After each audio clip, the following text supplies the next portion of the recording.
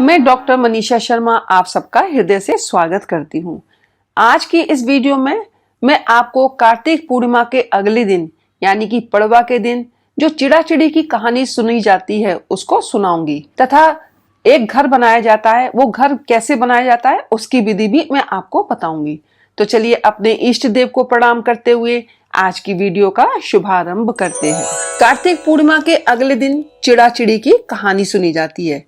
यदि आप मकान बनाने के बारे में विचार कर रहे हैं या घर बना रहे हैं तो ये कहानी आप जरूर सुनें।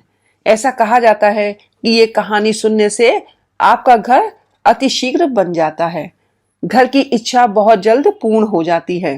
पड़वा के दिन ये कहानी सुनी जाती है। कहानी सुनने के लिए घर के आंगन में या मंदिर के परिसर में कहीं भी कहानी सुन सकते हैं। आटे से घर बनाते हैं। ये घर आप जैसा चाहें वैसा बनाएं। घर में आप जितने कमरे चाहें उतने कमरे बनाएं। इसमें आप हर कमरे में दीपक जलाएंगे। आपको थोड़ा सा गुथा हुआ आटा लेना है और उससे चिड़ाचिड़ी बनानी है। ये कहानी सुनना बहुत शुभ माना जाता है। घर बनाने के बाद कहानी अवश्य सुने। खिचड़ी का भोग आज के दिन भगवान को लगाया जाता है क्योंकि इस दिन ठाकुर जी को खिचड़ी बहुत पसंद है और आम का अचार भी रखा जाता है। चिड़ा चिड़ी को जो आपने घर बनाया है उसके बीच में रखते हैं और इन दोनों को वस्त्र पहनाते हैं। कलावा रूपी आप वस्त्र पहना सकते हैं।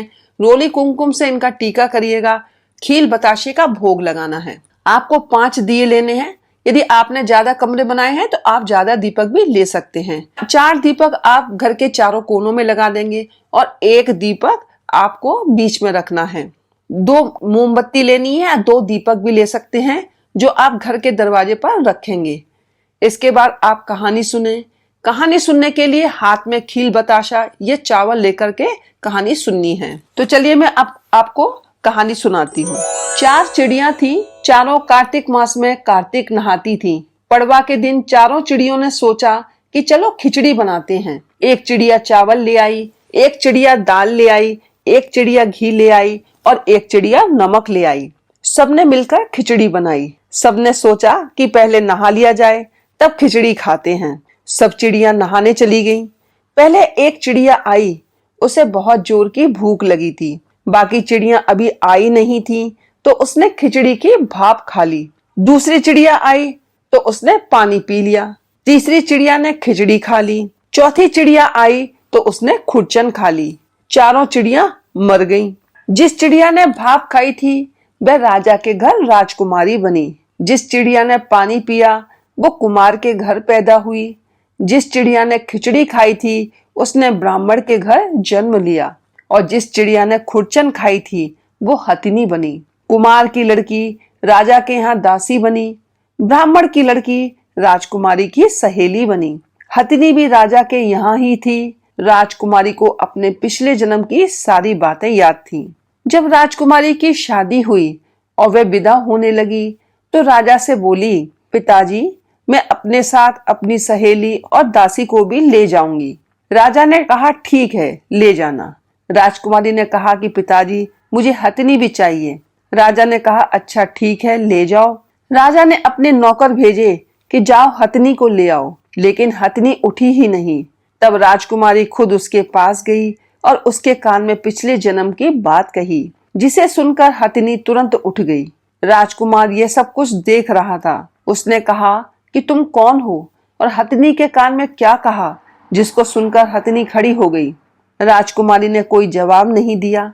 राजकुमार ने कहा कि सच सच बता दो, नहीं तो तुम्हारा सर काट दिया जाएगा। तब राजकुमारी ने राजकुमार को पिछले जन्म की सारी बातें बता दी। राजा ने भी सारी बातें सुनी और कहा कि अगर कार्तिक स्नान का इतना महत्व है तो हम भी जोड़े के साथ कार्तिक स्नान करेंगे और खूब दान पुण्य करेंगे। राजकुमार ने भी कहा कि कार्तिक माह में स्नान से इतना फल मिलता है तो हम दोनों भी कार्तिक नहाएंगे और खूब दान पुण्य करेंगे।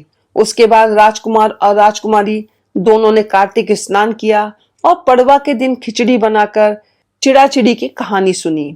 उनके घर धन धान्य से पूर्ण हो गए और उनके राज्य में दिन दूनी रात चौगनी तरक्की होने लगी। जिस तरह से चारों चिड़ियों का उद्धार हुआ उसी प्रकार कहानी कहने सुनने हुंकारा भरने वालों का भी भला हो, सभी पर भगवान की कृपा बनी रहे, सभी का उद्धार हो।